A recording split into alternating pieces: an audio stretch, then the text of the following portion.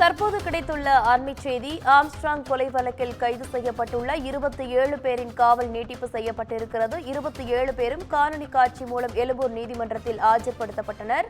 அண்மைச் செய்திகளாக பார்த்துக் கொண்டிருக்கிறோம். ஆம்ஸ்ட்ராங் கொலை வழக்கில் கைது செய்யப்பட்ட 27 பேரின் நீதிமன்ற காவல் நீட்டிக்கப்பட்டிருக்கிறது.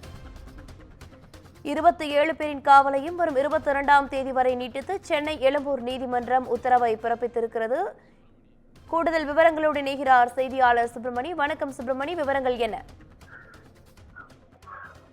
ஆம்ஸ்ட்ராங் கொலை வழக்கு தொடர்பாக மொத்தம் 27 பேர் கைது செய்யப்பட்டிருக்கிறார்கள். 2 பேர் தலைமறைவாக இருக்கிறார்கள். அவர்களை இன்னும் போலீசார் கைது செய்யவில்லை. அது மட்டுமல்லாமல் ஒருவர் என்கவுண்டர் செய்யப்பட்டிருக்கிறார். 27 பேர் கைது செய்யப்பட்டு சிறையில் அடைக்கப்பட்டிருந்த 27 பேர் மீதும் குற்றப்பத்திரிகை என்பது தாக்கல் செய்யப்பட்டிருக்கிறது. 5000 பக்கம் குற்றப்பத்திரிகையை போலீசார் தாக்கல் செய்திருந்தார்கள்.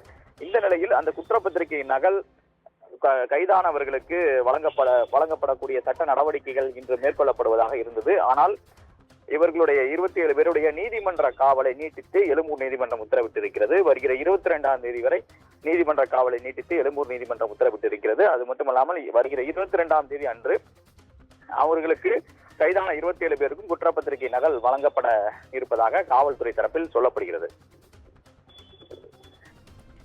விவரங்களுக்கு நன்றி சுப்பிரமணியன்.